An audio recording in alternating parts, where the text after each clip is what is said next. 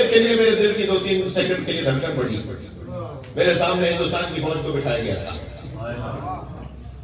میں جو کہہ رہا ہوں وہی کہہ رہا ہوں. ہم 5 لوگ تھے ادھر سے, ادھر ہمارے سامنے ہندوستان کی فوج کو بٹھایا گیا تھا. بھائی جو پاکستان میں بدامنی پھیلا رہے ہیں وہ ہندوستانی ایجنٹ تو ہے, چاہے کسی کا حلیہ یہ ہو.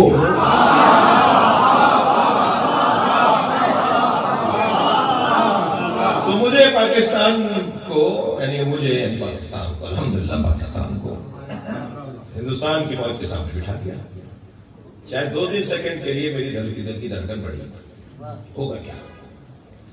یقین جانیے بی بی کی مجلس سے میں وضو کر کے ممبر میں بیٹھا ہوں, فوراً سیدہ نے ذہن میں خیال ڈالا, بکا ہوا مال ہے, ڈرو نہیں.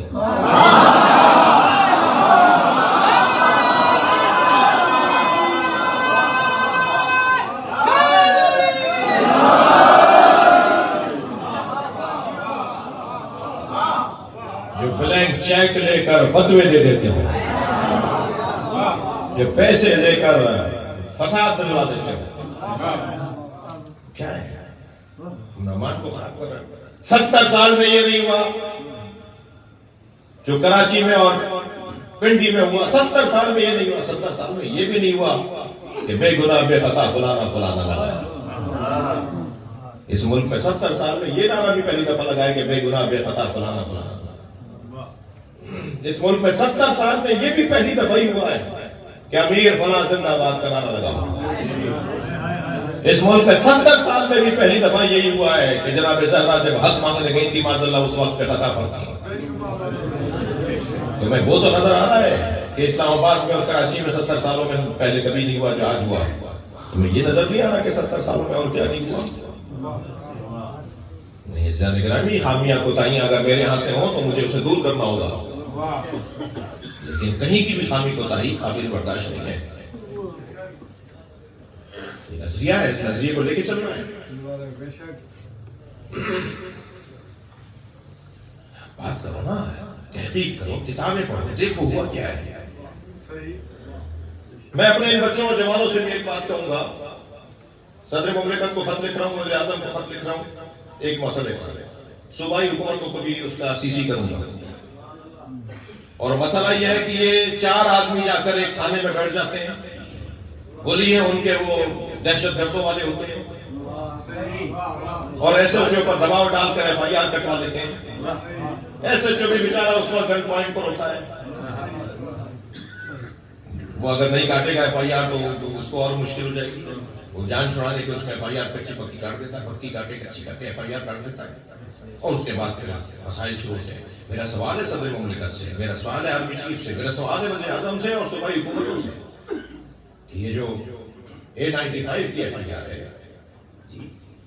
یہ جو فرقہ واریت پھیلانے والی FIR ہے, یہ FIR تو آپ نے قانون بنایا ہوا ہے کہ 21ویں گریڈ کے افسر سے کم کی اجازت کے بغیر FIR نہیں کٹے گی. اگر یہی طریقہ اپنانا ہے تو میں آج خیرپور میں تقریر کر رہا ہوں, مگر میں خیرپور کے لیے تقریر نہیں کر رہا. یہ اس وقت ویڈیو کھیل رہی ہے, وہ لائیو جا رہا ہے, میں پورے پاکستان کے عزاداروں سے اور شیعوں سے مخاطب ہوں. اگر بات نہ آئے اس طریقہ کار سے, اس حرکت سے کہ 4 آدمی جا کر کسی تھانے میں بیٹھ جاتے ہیں اور FIR کاٹنے کا زور ڈالتے ہیں اور ماحول بناتے ہیں, وہ SHO صاحب اور DSP صاحب FIR کاٹ دیتے ہیں, اگر یہ ماحول ہی بنانا ہے تو بھائی تم شیعوں کے پاس بڑا مواد ہے FIR کٹوانے کے لیے. لبیک یا حسین, لبیک یا حسین, لبیک یا حسین, لبیک یا حسین, لبیک یا حسین, لبیک یا حسین, لبیک یا حسین. صلوات پڑھیں گے محمد و آل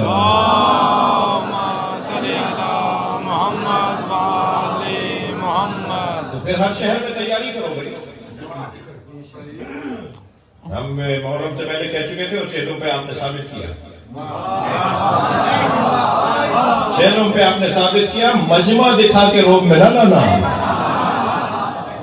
لہٰذا اگر یہی طے ہے تو پھر آپ ہر شہر کے اندر 50 آدمی جا کے تھانے میں بیٹھ جائیں اور ہر شہر کے اس قبیلے کے جس قبیلے نے فلاں جگہ FIR کٹوائی ہو. سارے سنی نہیں میرے عزیز ہیں، میری جان ہے. میں سنی شیعہ کی بات نہیں کرتا، دہشت گردوں کی، شدت پسندوں کی، تکفیریوں کی بات ہو رہی ہے، شر پسندوں کی بات ہو رہی ہے. تو پھر ہر شہر کے اندر 50 شیعہ جا کر تھانے میں بیٹھ جائیں اور اسی شہر کے ان کے قبیلے کے بندے پہ FIR کٹوائیں. بنانا پڑے گا آپ کو یہ مزاج. ہمارے یہاں یہ کمزوری ہے.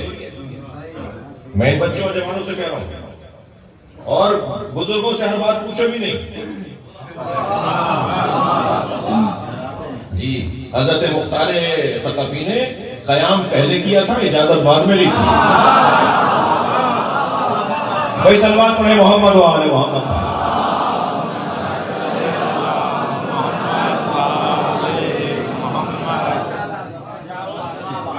کام کر جاؤ قوم کے مفاد میں. پھر ہر شہر میں، بھائی میری باتوں سے اکتا تو نہیں رہنا حضرات، پھر ہر شہر میں تیاری کیجئے اگر یہ روش انہوں نے ڈالنی ہے تو. اس وقت پاکستان میں مولا کے عہدیداروں پہ 1000 سے زیادہ FIR ہیں اس طرح سے. انہیں FIR اور بغیر طریقے کے جو اس کا جو روٹ ہے اس کا، یعنی کہاں سے اجازت ملے گی، پھر اس سے ہٹ کر ہوا ہے یہ سب کچھ. تو ہم دعوت دے رہے ہیں کہ اگر آپ نے اسے باز نہیں رکھا، آپ نے یہ کام نہیں کیا، تو پھر یہ دعوت ہم بھی دیتے ہیں اپنے لوگوں کو کہ ہر جگہ جا کے FIR نہیں. ایک طریقہ ہے، ایک انداز ہے، اور ہم اہل بیت کے دشمنوں سے پیار نہیں کر سکتے.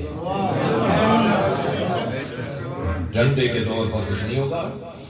ہم تو اس قبیلے کے ہیں، اس گھڑے سے پانی پیتے ہیں کہ اگر ہماری بوٹی بھی بوٹی کر دی نا تو ہر بوٹی اسے تبرک کی آواز آئے گی.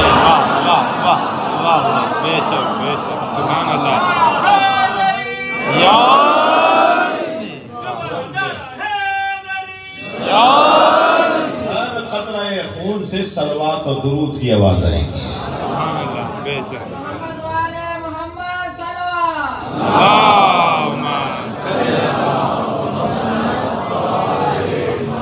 یاد رہے، بار بار کہہ چکا ہوں، اس بات کا آخری جملہ بار بار کہہ چکا ہوں، تو چھوٹا سا خطیب اور ذاکر ہوں، آپ کا نوکر ہوں، چھوٹا سا سپاہی ہوں ملت کا. تبرہ گالی دینے کو نہیں کہتے، مہذب قوم گالیاں نہیں دیتی ہے. تبرہ لا تعلقی کو کہتے ہیں. ہم اہل بیت کے دشمنوں سے لا تعلق ہیں، اور اتنے لا تعلق ہیں کہ ان کا نام بھی صحیح لینا نہیں آتا ہمیں.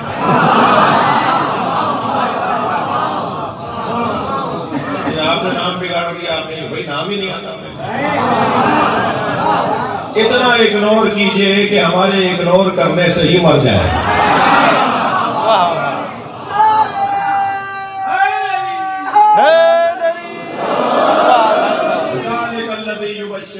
اللہ کی عظیم بشارت ہے ان لوگوں کے لیے جو صاحبان ایمان بھی ہیں، عبادہ الذین آمنوا وعملوا الصالحات، جو صاحبان ایمان بھی ہیں اور صاحبان کردار بھی ہیں. کیا ہے یا اللہ وہ بشارت؟ یا اللہ وہ بشارت کیا ہے؟ یہ تو اشارہ ہو رہا ہے کہ یہ وہ عظیم بشارت ہے اللہ کے خاص بندوں کے لیے. وہ بشیر اور بشارت کیا ہے؟ قل، میرے حبیب کہہ دیجئے. تو خود کیوں نہیں کہہ رہا؟